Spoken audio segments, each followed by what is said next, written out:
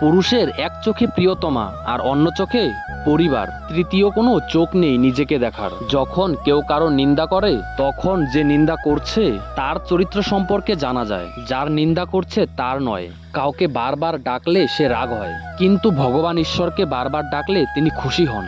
অহংকারী ব্যক্তি কখনো বুঝতে পারে না যে সে আসলে একজন মূর্খ। অন্যরা তোমার বিষয়ে কি ভাবলো তা নয়, বরং মুখ্য হলো তুমি তোমার বিষয়ে কি ভাবো।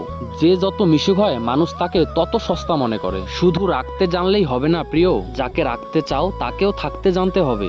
বিছানায় পড়ে থাকবেন না যদি না আপনি বিছানায় শুয়ে টাকা কামানোর উপায় জানেন। কিছু মানুষ আপনার জীবনে ঝড়ের গতিতে এসে আবার সুনামির মতো চলে যাবে, আর মাঝখানের ক্ষতিপূরণ করতে সারা জীবন লেগে যাবে। যাকে তাকে পথ চিনিয়ে দিবেন না।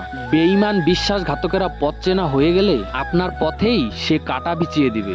অভাব সবারই থাকে, কারো টাকার, কারো শিক্ষার, কারো মনুষ্যত্বের, আর কারো ভালোবাসার। ষড়যন্ত্র করে কাউকে কখনো সফল হতে দেখিনি, তবে ধ্বংস হতে দেখেছি। কাউকে ছোট করে কাউকে বড় হতে দেখিনি, তবে ঘৃণিত হতে দেখেছি। যে ব্যক্তি বেশি বেশি মৃত্যুর কথা স্মরণ করবে তার জন্য মৃত্যু মোটেও কষ্টদায়ক হয় না। মানুষ অবহেলা বেশি দিন সহ্য করে না, একদিন ঠিকই মুখ ফিরিয়ে নেয়। কোনো কিছুতে তিক্ততা চলে আসলে তখন মানুষ দূরে চলে যায়। ঘষে মেজে মুখটা নয়, মনটা সুন্দর করো। কাউকে মনে পড়ছে ফোন করো, কাউকে দেখতে ইচ্ছে করছে জানাও। ভালোবাসো কাউকে বলে দাও। আগামী 5 মিনিট বেঁচে থাকবে কিনা জানো না।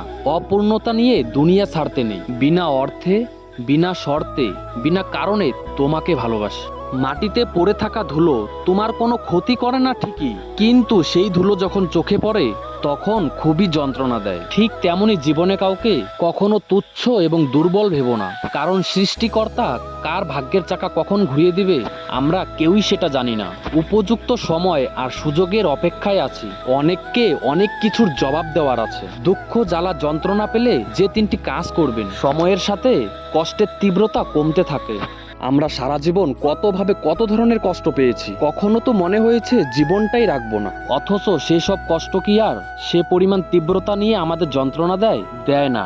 এমনকি খুব আপনজন হারানোর কষ্টগুলোও আমাদের মাঝে কমে আসে এবং একটা সময় পরে শুধু স্মৃতিতেই সীমাবদ্ধ থাকে। আবার কোনো কোনো কষ্টের কথা মনে পড়লে হাসি পায়। যার কাছে যার শান্তি মিলে তার কাছে তার ঠাঁই মিলুক। প্রতিটি জীবন একটি সম্পর্কের কাছে দুর্বল থাকে, যেখানে কিছু অবুঝ সরলতা আর বর্ণিল মুখের ভাষা জীবনকে স্বার্থহীনভাবে কাঁদায়, যা কেউ দেখে না।